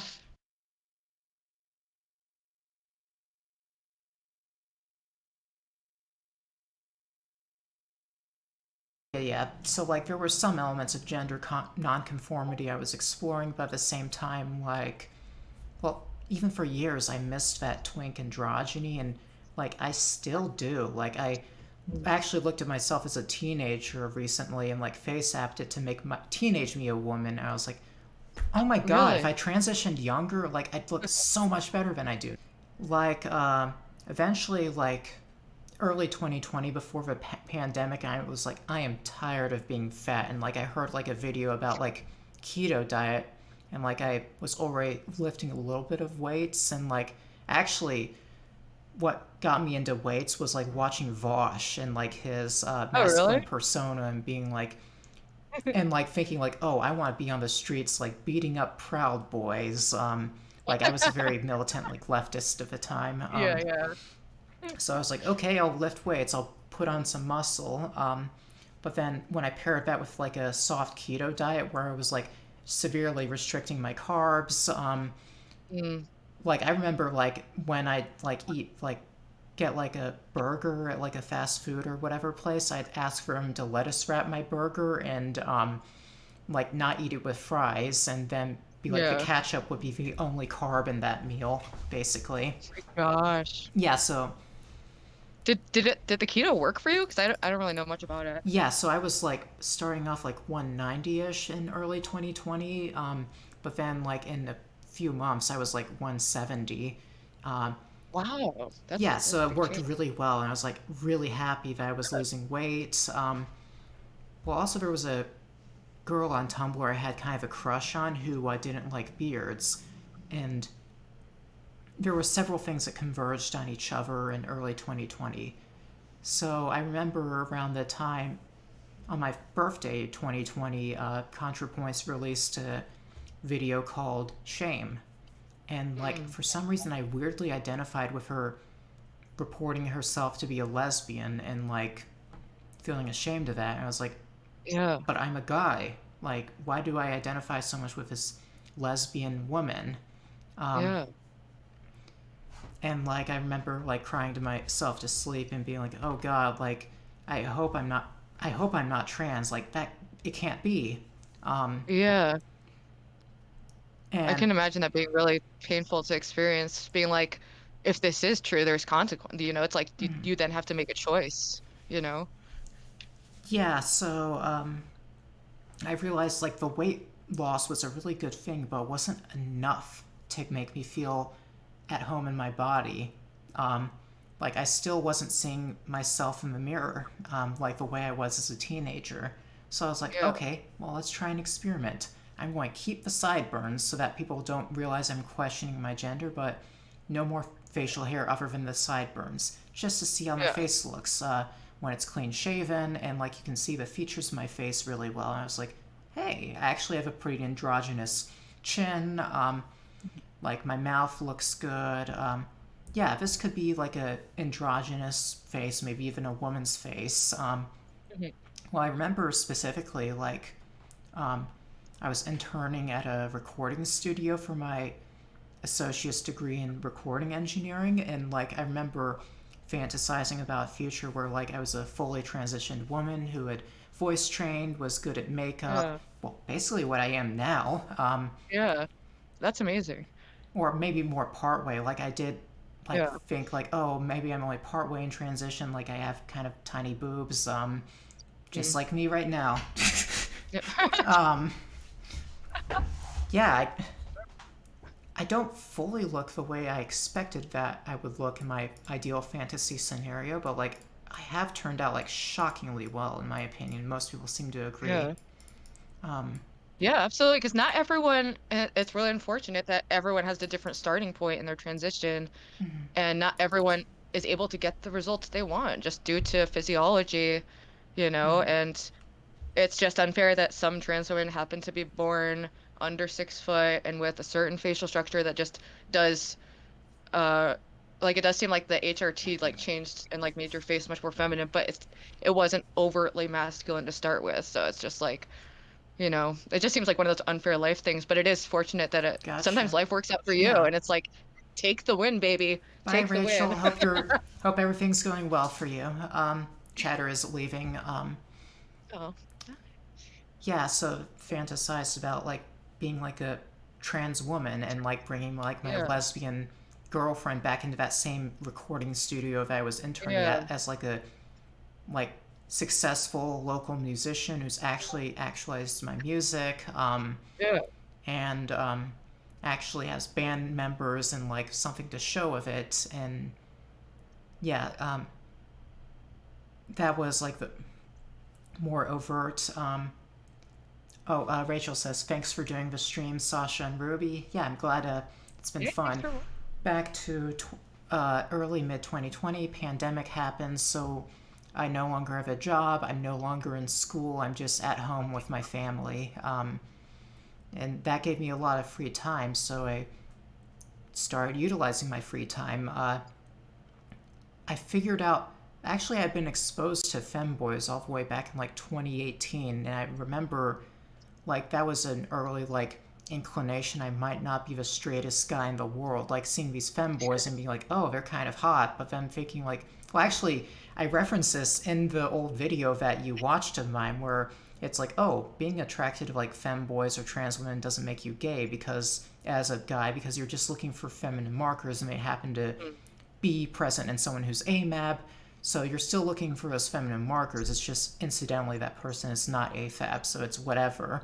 But then I remember there's this one like femboy, like, and like he was like wearing only the thigh socks and like just thinking like, I really want to suck his dick. As as a straight guy and be like, why am I thinking that? That's weird. Well, like, but there Oh were my all God. sorts of things where I was just like, huh, that's kind of odd. Why Yeah. why did that thought pop into my head? Why am I reacting this way? Oh well, Yeah. keep living life. So you were having all these like kind of signs that, Yeah. this was the path for you, but you were like not linking them all together into one, like, you Hmm. know, whatever. So Yeah. when did you, or are you like, how long did it take you, like in this point of the story, have you accepted internally that you are trans, or are you still in the like, I'm in the. oh, I started you're off so gender very, questioning as a cis het identified man in 2020, and then like later in 2020, I was like, oh, I don't know if I'm trans, but then I found out more femboys on Twitter. I was like, well, actually, I've lost a lot of weight and like I'm looking a lot more twinkish.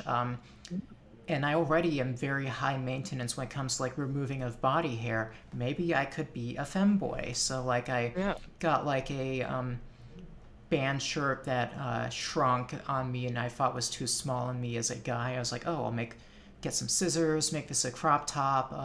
Had some jeans that had holes in them around the knees that were just too big to wear. So I was like, oh, I'll just cut it off around the high up on the thighs, skimpy jean shorts, order some cheap made in China thigh highs from Amazon. There, I'm a femboy. Started taking pictures regularly on Twitter. I started identifying as femboy Reznov in late 2020, and that was a thing into 2021 as well. But it didn't take long for me to. At first, I was like, wow, this is amazing. I can just be a guy, but still look all pretty and cute. Yeah. But then there were two things that happened in 2021 that sort of put me back on the gender questioning train. So something else happened coincidentally on my birthday again, February 16th. Riley Grace Rochong releases a debate of her against Demon Mama where they talk about what is woman, what is gender. And well, something that had been fucking with me for a while was like the dichotomy of like gender as self-identification versus like people are trans because dysphoria. Like I was Mm, having trouble distinctly identifying what I was experiencing as gender dysphoria. Um, mm, so I was like, okay, well, if you don't have gender dysphoria, what makes you trans other than just mm. saying you are? And basically, what was expressed in that video, well, Demon Mama was on the side of like, nope, all you have to do is say you're trans and you're trans. That's all there is to it. Don't ask questions, you Yeah. bigot. Oh, you're true scum if you think any differently. Whereas RGR was inclusive, like, of like, in her saying that, not, no, you don't necessarily have to have gender dysphoria. And like, she was inclusive, like, non binary, but at the same time, she Yeah. was like, hey, there's like an underlying, like, personal relationship with your gender and like how that maps onto society and social expectations. Like, is your subjective inclination towards gender like in line with like societal objective norms? Like, I think she had based a lot of her theory off of like off of like Judith Butler, Julia Serrano, those kinds of writers, but it just like clicked. It was like, oh my god, Mm. that's what I should be looking for. Mm. Do I is my internal inclination towards being a man? Is it an internal inclination towards being non-binary? Is it an internal inclination towards being a woman and wanting to exist in society in one of those forms? Mhm. So then something else happens. I was like, okay, I've been using the same pair of skimpy shorts in every actually, which was first? Actually, one thing that happened first was like, okay, I don't want to just be a femboy on my main Twitter account. I want to create an NSFW Twitter account and do lewd femboy pics. And like, they started off like really primitive. I've already been too raunchy on stream. I won't go into more detail, but lewd femboy, use your Yeah. imagination. Yeah. Started with that, but then around like it was late spring of 2021, I I didn't know how to like get a skirt in my size, so what I did was I went out in my flannel and my boy jeans, and like I put on a mask, and I still thought I was androgynous enough appearance that I might get hate crime, so I was a bit worried. Oh my god. And I went to like the women's section, but I was too afraid to like actually pick up items and explore it myself. So what I did was I Yeah. decided to make up a fake story, and like I asked a quirk like, "Oh, I have this girlfriend. She's like really into anime. Her waist measures around like this size in inches," and they're like, "Oh, that's about a size 6 or whatever." I'm like, Yeah. "Okay, find like a sort of neon like cyan color skirt, bring it on, bring it bring it home with me, find a stripy shirt that complements it well. My legs are shaved perfectly, and then I take pictures of myself. And what I did was I didn't center my face much in it. It was more so my outfit, more so my body. My mouth was visible in some of the pictures, but like you couldn't see like my masculine hairline or like my brow or like my cheeks or any of the more masculine expressions of my face. Like I've always had a fairly like big, like expressive mouth for as long as I can remember. And I saw that I basically looked kind of like a woman in those pictures, not a femboy, like a woman. And I remember just this almost. I haven't really done opiates or like strong hard drugs, but I imagine like taking like an opiate is how this felt. Like there was just this sensation of like calmness, of euphoria, like coursing through my body. It wasn't distinctly sexual. It's just like I Yeah. feel at peace, sort of a Yeah. peaceful, gentle coursing feeling, like all throughout my body, and like just this mind state of euphoria and being like, I remember hearing trans people talk about something called gender euphoria. So I started Yeah. soliciting feedback from some trans women. I was like, oh, what does gender euphoria feel like? Have you experienced? And then they described a similar sensation. I was like, I've already been Uh-uh. gender questioning. Ooh. Oh no. Yeah, that's pretty strongly indicative. But That seems like a very pot because that's like, it doesn't there is that similarity to opiates and like that feeling because that is that feeling of just like safe peace, well, like that feeling that everyone's always searching for, really, and if you can get that from anything that's not a drug, I think you should follow that feeling probably. Or like if you're getting it from something that isn't harmful to you, I think that's generally the guide, is like something that makes you feel like spiritually well or like whole. And if you feel that from presenting as a woman, and that's, I know people make fun of gender euphoria, but that seems like it can be a very like profound experience in understanding your own identity too.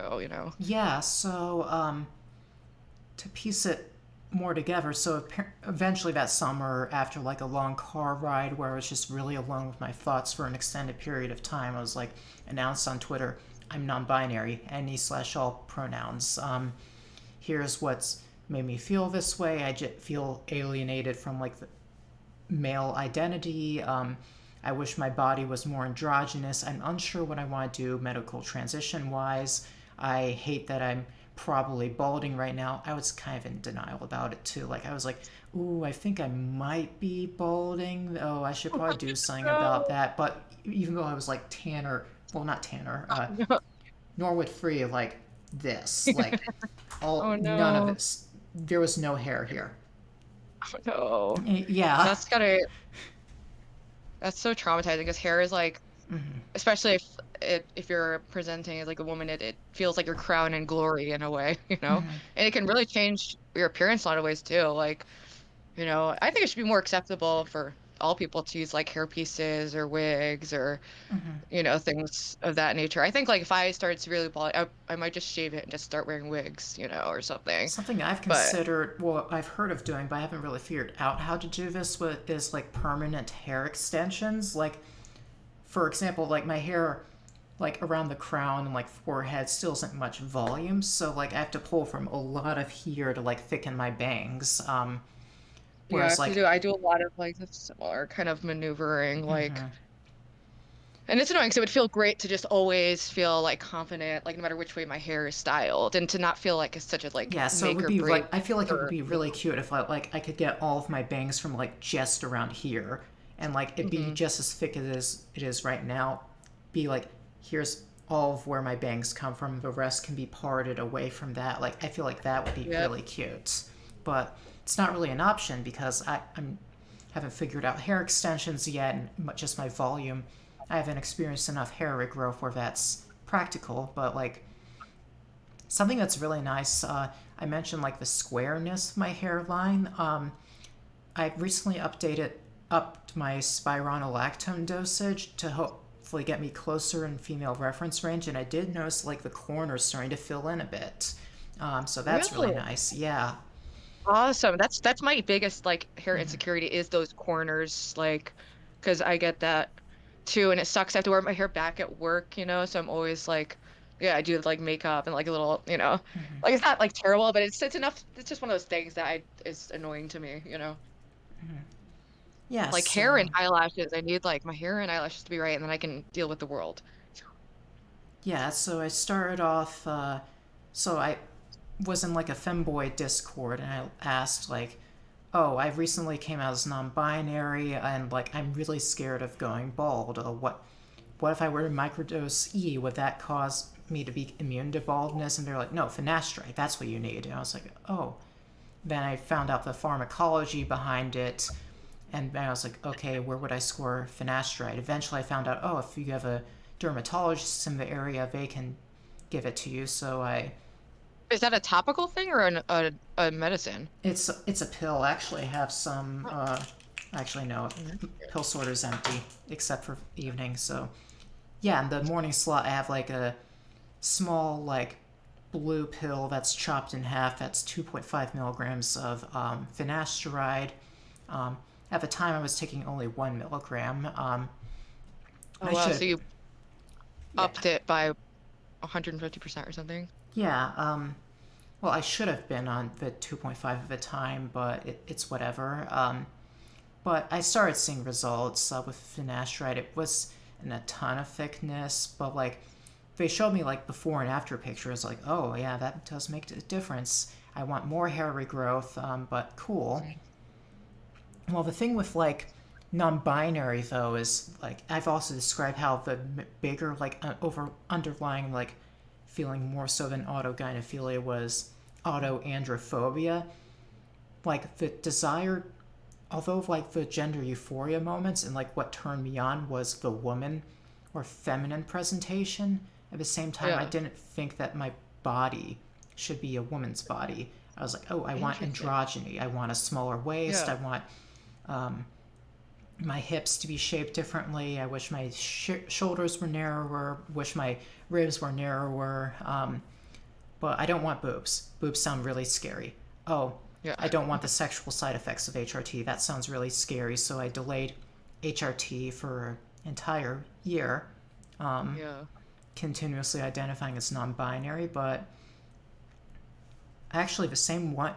person who started like a TJ Maxx rumor and was like really horrible to me also like told me like, no, you, I don't think you're non-binary. I think you're just a trans woman who lacks bottom dysphoria. Like, take Oh, HRT seriously. So I already had like a yeah. appointment at Planned Parenthood, and I was trying to score selective estrogen reception modulators, where instead of having a global estrogenic effect, like the estradiol is not like it's blocked in the boobs specifically, but so that way I Oh, wouldn't thinking like, oh, it'll feminize me but not give me boobs. Perfect, but yeah. you can only. It's not. No one really prescribes it for gender transition. Like so much of like gender transition is tailored to binary trans people. Like it's just such a unexplored area. Like usually the what we tell non-binary people is, oh, here's how what you can do about your body. What we tell non-binary people is, oh, you're valid. Like, and Yeah. it's like I don't want to be fucking valid. I want to get rid of all this horrible fucking masculinity. Like that frustrated me a lot when I identified as Yeah. non-binary. Like how I was like felt like I was sectioned away from like trans women, even by nominally woke people who don't identify as true scum. They're like, oh, something I realized that I had been doing before I reformed my understanding of gender through RGR's debate is I was dichotomizing like self-ID trans people from gender dysphoric trans people, like two Mm, categories of trans people, and I realized that people were automatically lumping me into the self-ID category mm, when no, I was very much so gender dysphoric. yeah. Like it sucked that like people I couldn't find recognition or understanding or Mm, of what I was feeling. Um, but eventually I start girl moding more outside. Well, I started off with non-binary outside. I was like, I just wear like lipstick, eye makeup, started painting mm, my nails, and started like wearing like crop tops and like just being kind of not fully feminine, but like just kind of. I try to combine like masculine and feminine elements to my clothes. Like there isn't really a rule book for androgynous gender mm. appearance, unfortunately. And I feel like that's probably something a lot of non-binary people struggle with. Like, how do I appear androgynous in not just like medical transition, but in like Mm. social presentation? Yeah, I'm kind of Yeah, glad it's that I way found I easier to was a be like a trans woman because like non-binary must be so difficult. yeah, I try to stay empathetic to non-binary too, and like because I see that as a space a lot of times for trans women to experiment and see if that path is right for them, which only seems positive for me, for from a standpoint of not wanting people to transition who shouldn't. It's good to have more space for gender nonconformity and for people to experiment with that and see if it's like a path they want to go down. Because I've seen a lot of people who are non-binary and then end up like after that going one way or the other. But I also know non-binary, like one of my closest friends is non-binary and they like um they just present androgynously, but they haven't taken any medical steps. But for some non-binary people, that does. Well, I'm not sure. I don't have as much experience knowing about like non-binary medical interventions and the benefits of that to really comment meaningfully on it. But I can see hypothetically it being like a positive thing, if whatever makes someone feel more comfortable in this world, and the only thing I have an issue with is that it does seem like Gen Z is becoming almost too like removed from their bodies that they're always referring to themselves as like an avatar and it's like fun to think like, oh, just edit your avatar, but maybe it's almost like a little too like flippant about, Yeah, medical procedures that are like, yeah. fairly So I think I consequential. summed up my experience. I guess we should like switch gears over to like talking about trans kids and like gatekeeping, self ID, etc. I guess like so I am very much on like the side of like I want less gatekeeping for like Mhm. admittance to the trans community, more freedom to like discover yourself and not fear that you're going to be ostracized or you're not Mhm. trans enough. But at the same time, like I feel like, well, there has to be like some underlying psychological like inclination towards your gender identity. You don't just identify as something just for the hell of it. Like something Yeah, that does exactly. annoy me is like, to be clear, I think non-binary is like a potential is probably an authentic gender identity, potentially permanent, but at the same time, like there's so many like females who are like, oh, I'm non-binary, but Hmm. they do not do any androgyny whatsoever. Like they'll get a Yeah. septum piercing, green hair, and be like, insist on being they them. And I'm like, For them, it can be and more of like a oftentimes like they have political a thing for label. trans women too. It's almost like a mockery of what I am. Like, damn, Mhm. you think I've you're seen that when I me? see the fully femme presenting he hims like on TikTok, that you know it does, yeah, it does kind of seem like a mockery and like belittling a real medical condition just to like, you know, s get oppression points or to get more people funneled towards your channel. Like there are those like perverse motives. And that I'm more concerned with gatekeeping for me. It's more so around the female to male aspect than the male to female because I feel like I do think there's a social contagion aspect among women that's more prevalent that might make women specifically, especially young pubescent women, much more prone to making the wrong choice in that setting. But I don't know if Um, it's, Something would that you, Gammy has pointed out. Do you know her on Twitter? I don't know. I'm not sure if I do. Something she's pointed out is that like there have been more MTFs, like it's slowly raising up, and that can probably be explained by just like they have more opportunity to transition. Society is less bigoted, so more MTF representation. But for Yeah. FTM or and AFABs identifying as either non-binary or man, it's just it was steady slope and suddenly.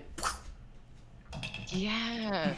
That's that's what concerns me too, because I'd agree, like that a lot of the increase of trans representation is due to acceptance. Um, you'd expect to see some elevation, but the huge jumps in the mm, female to male identification or like, AFAB, non-binaries, that to me is why I think that there's probably some more meat to the social contagion aspect of it. Like also combined with like women naturally not wanting to be women if they feel like they're being sexualized and there's just other motivations that I think really muddy the waters for young women and it's definitely concerning to me. Yeah, that seems to be a common motivation for like the whole they fab thing, where they're like, oh, they feel like they can identify themselves out of being victims of a patriarchy. Like, oh, Yeah, yeah. but no, honey, men do not see you as a woman. Do not see you as a Yeah.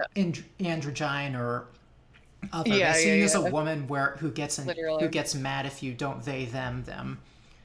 Exactly. Like, and it's like I think it's fine to have these experiments, have like young people experimenting with their identities, pronouns, presentation. Sure. My only roadblock there is uh the like puberty blockers and the really young transition. I'd say like if you're someone who's been very solid in your trans identification for like a long time and you're like late teens, that I could see more so. It's just when it gets really young, because I just don't think that a child can really comprehend what it means to like, lose you know, sexual pleasure, to lose fertility, and all these things that go along if you end up actually being transsexual, like or going Well, on a full transition route. And even there's effects of it regardless. They're, very serious, serious interventions. And broadly speaking, we usually in medicine try to save the most serious intervention as the last resort. And I think that's a general like good policy to have. so something that I think is sort of harmful is sort of marrying self ID with the seriousness of gender dysphoria, where, like, oh, Mhm. there's nothing more to being trans and saying you're trans, and even applying that to kids. But then, like, oh, if you don't immediately affirm that kid's gender identity, like, this is the most, this is such a destructive psychological condition. Like, you are a monster. Yeah. Yeah, exactly. When maybe they actually are just confused or like Yeah.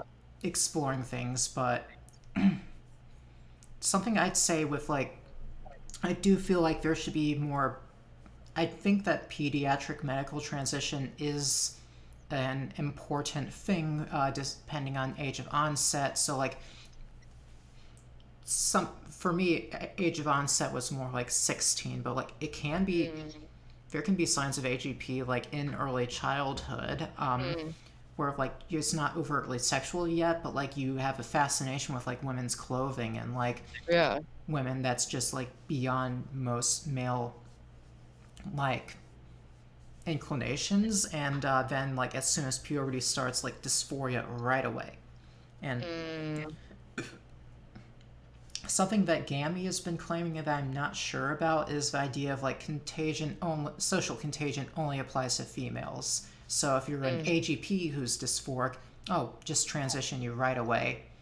mm, I'm not sure about that. I feel like there need, so like for adults, I think that, so I, for example, only early this year did I actually get a formal gender dysphoria diagnosis. For first 18 months, I just started informed consent. I went to Planned Parenthood, yeah. asked it. They told me what the risks were, what the effects were. I was like, ooh, that's scary, but ooh, nothing can't possibly be worse than what I'm going through right now. So let's Mm, start on low dose monotherapy, see how that yeah. makes me feel. Okay, bit of Spyro 2. Okay, I exist in society as a very odd looking woman. I voice trained. People see me as a girl. I'm starting to. I guess boobs are all right. Cool. Eventually, like 6 months in, I was like, okay. Well, actually, at first, for the first few months into like medical transition, I was like, I'm a non-binary trans femme, so trans woman in denial. Yeah, And then pretty six much. months in, I was like, okay, yeah, I'm a trans woman. Yeah. Did you feel like settled though once you like finally got to that point? Did you feel like this is it? Like, this identity describes me. And did you find like that? I don't know. How was that emotionally to get to that Sometimes I experience? still wonder if I actually was non-binary all along, but Mm, something that like a more like gender abolitionist, like self-ID oriented, like former friend raised to me is that there's never going to be like this platonic ideal where you have like absolute ontological truth for what your gender identity is. Like, mm, you just have to go with what you feel and what you yeah. think. And I'm a woman right now. That feels pretty correct. Mhm. I'm just going to roll with that.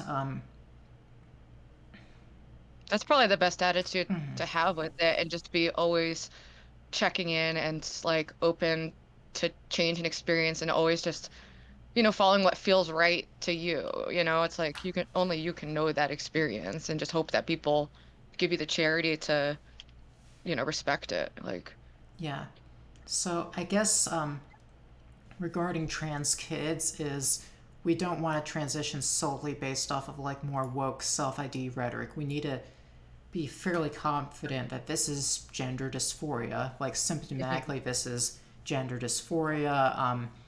More stringent gatekeeping, but also like I feel like this is something that this is a very novel thing, and I think it's just something we have to incrementally improve upon. Like, how do we, and like also provide care for detransitioners and support for mm, detransitioners and figure out what are the signs that someone might be going through a phase or this might be a mm, mistake, and like how can we tell if this is a permanent gender identity versus yeah. just like a temporary thing that will eventually vanish.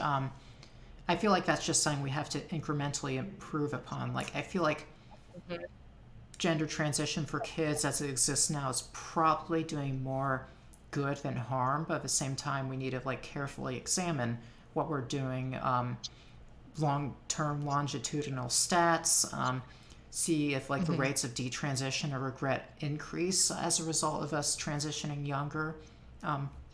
Another thing that you raised as a concern was fertility or loss of sexual Mm. pleasure.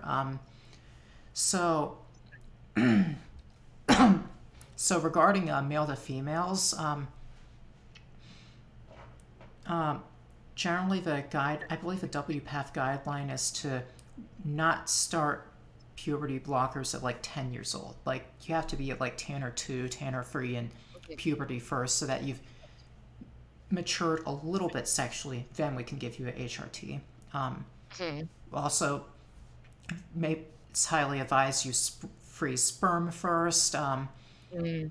And if like you have like a smart parent who can better comprehend the medical decisions and how that will affect you, like their guidance is also a good thing.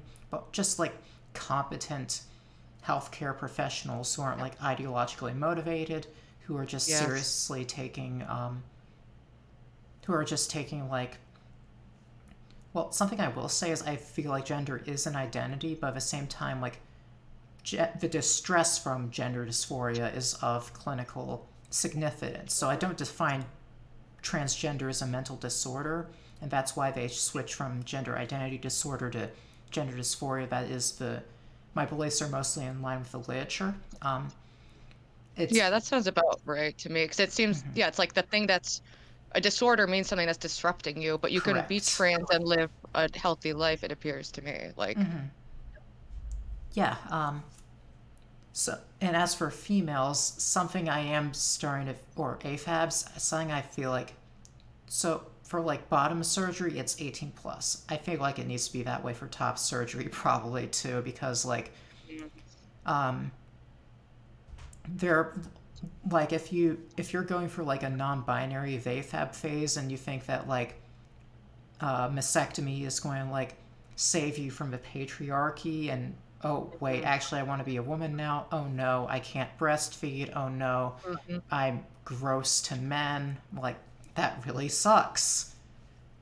Yeah, it's hugely consequential. And it's just part of the reason I'm so scared about it is because now that like I just turned 34 and my perception on so many things has changed so profoundly, so many times, and my own perception of myself and what I thought I wanted and the choices I've made. I've made so many stupid permanent choices. I'm covered in crazy tattoos, and got addicted to, I've just made so many bad choices. Like, I do want there to be, I want to protect other people from making bad choices in that arena. And Some so yeah. of course like teens are still developing their brains, they're not fully mentally matured yet, but at the same time like people are often like think like, oh, I was so stupid as a teenager. Like they sort of Hmm. exaggerate how like, well, mainly what it is with teenagers is that they're impulsive or that their thoughts are Yeah. disorganized because like there's it's not just the frontal lobe that's still developing, it's also the cerebellum, and apparently that makes your thoughts more like organized and Hmm. like the way that your cerebellum helps with like your fine motor control.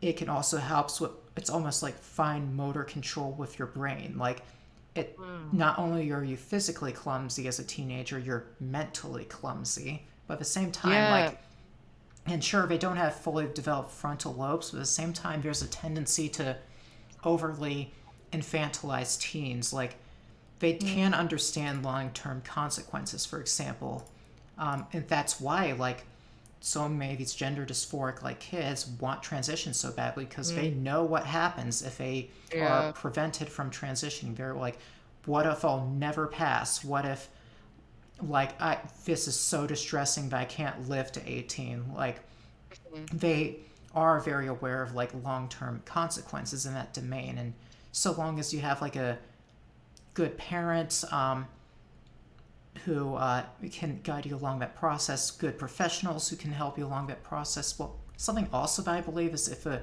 professionals are so smart that like they can know the kids like psychology perfectly. I feel like it should be the case where like if a parent refuses gender transition, they can like get that challenged in court, and like be like, nope, the kid has medical autonomy in this area. Gender transition is correct. I've heard that they can do that in Australia, actually. Really? Um, yeah. I mean, when it comes to the, I wouldn't even know how to handle that situation. Like when it comes to what the government should do, because like on one hand, I would want to support like parents' rights, but at the same time, like there are terrible parents out there, Yes. and there are trans kids out there that are matched with terrible parents, and it's unfortunate, and that's all the more reason why I think it's so important to have like just good, empathetic, but like non-ideologically captured medical professionals and like good non-ideologically captured institutions that are getting this info. And I just worry so much that like just feeling the temperature of like when I have like very mild conversations about this, just the reaction be so strong that it makes me think that it's that an honest conversation isn't happening broadly, just Well, given my little sliver of something I've experience. noticed on the more like lefty woke end is they conflate moral conclusions with like moral axioms. So they're like, Hmm. oh, so like I believe that if you transition kids, they will not suffer. That's their moral conclusion. And then Yeah. they have someone who's like, I do not want to transition kids. Well, they must axiomatically want children to suffer. That's why they're doing this. Like Yeah. they conflate moral conclusions with like moral axioms in that way. Like or like Israel Palestine is also a good example. Gosh. Like I'm like, Yep. oh, I want dead Palestinians, because like I don't believe in like the far left narratives on like the Israel Palestine. Like they Mm. put their they conflate moral axioms with moral conclusions. Like It's really frustrating as most people are operating from a place of wanting the best. I believe most trans rights activists, even the ones they most disagree with, for the most part, they are truly think they're advocating, and a lot of they are advocating. It's just in a different way than what I think might have the best outcomes. But it sure, is coming from a place of like, you know, overall goodwill. But yeah, it's unfortunate that so many people like ascribe so many like negative attentions, like as if anyone wants children to suffer anywhere. Like that's pretty universally like I usually try to frame it to people of like, hypothetically, do you think there could be a non-transphobic justification for not doing this? Or like, to try to take it out of that like space a little bit and create a space, little removal to talk about it sometimes helps, but um it sucks. The conversation could be going a lot better in my opinion, but I do think yeah. there are people out there who are like trying and um there just needs to be more. And Like I think I'm actually my degree program is in psychology. I want to be a researcher in like issues of like sexology and gender identity. I want to be the one who's like either gathering data or synthesizing data to like better understand where does gender identity come from, how do we best understand like or like sexual inclinations, like where do they come from, what's the best way of like dealing with that, etc. that's awesome. What year in college are you? I They only gave me sophomore with my transfer credits, from even though I already have an associate's degree. Um, Uh, yeah, like that's like if this I dropped particular out of high school and university had it.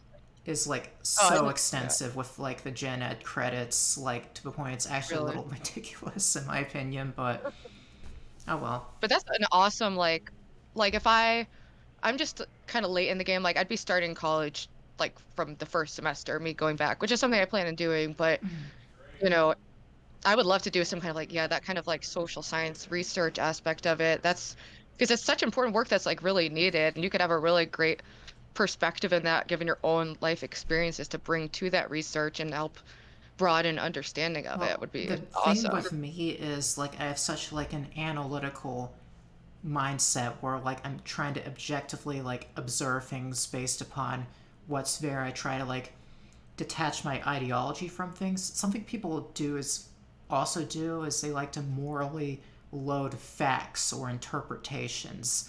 Um, Mm, Whereas like I often try to use very neutral language for mm. things. I often use like passive voice and like writing my school papers. Absolutely. And I think people are really hungry for just like honest but like non-moralizing discussions about like reality. Like, Something. and it doesn't have to be a perfect like two geniuses saying the most profound things, but I think just like bringing that energy and creating that space and being a part of that, I think overall is a positive thing. Something But that yeah, I've it's really heavily considered with like people who have different views from me is like how my openness towards them. For example, if like I have a chatter who thinks like trans women aren't women, like, oh, do you want to talk about that? Like, I want to have those conversations potentially, but if someone's just like, you're disgusting, yeah. just casting aspersions on me, and I'm like, okay, cool, you're banned. But like, if someone's just like, Yeah. oh, I want to have a frank philosophical conversation on are you truly a woman? I'm like, booyah, let's do this. Hell yeah. That's awesome. That's awesome. And it's great. Everyone has their own like skill sets that they like bring to these conversations and what they're able to talk about. Like for me, I'm able to talk about some difficult subjects that, maybe other people might struggle with just because of the point where I'm at in life that I feel solid enough that I can talk about things in a more philosophical way without personalizing as much. So it's a good spot to be to feel like you can have those discussions without like getting too overly identifying and just it's a fun for me. I enjoy that kind of stuff. It just as like a mental exercise in Something that general, we you know? could do debate wise is like I remember we did this on Twitter a little bit where we went on the discussion of what is a male, what is a female. So from where I stand, your point of view is that like trans people exist as a gender they identify as, and like they have their surgeries and like cross-sex hormones gives them the sexual expression to like help enhance them existing as that gender, and like but at the same time like at the more fundamental level, like based upon reproductive function, they are not truly changed sex. Yeah, I'd say that's probably my current stance. Yeah. Well, But I mean, you know, it. I just think there's use. I think it's the most useful to have the male and female categories broadly retained as they are, and just having it. Like, I think it's almost like the wrong thing to be focused on. Like, what does it mean to say like trans women are, what is it literally? I mean, we could do a whole separate what is a woman to be, I guess, you know? But I don't usually even like debate things because I feel more like I feel so in flux in a lot of my views right now that it's like sure. so susceptible to changing. But I do broadly feel that it makes the most sense to define the sexes by the body plan that you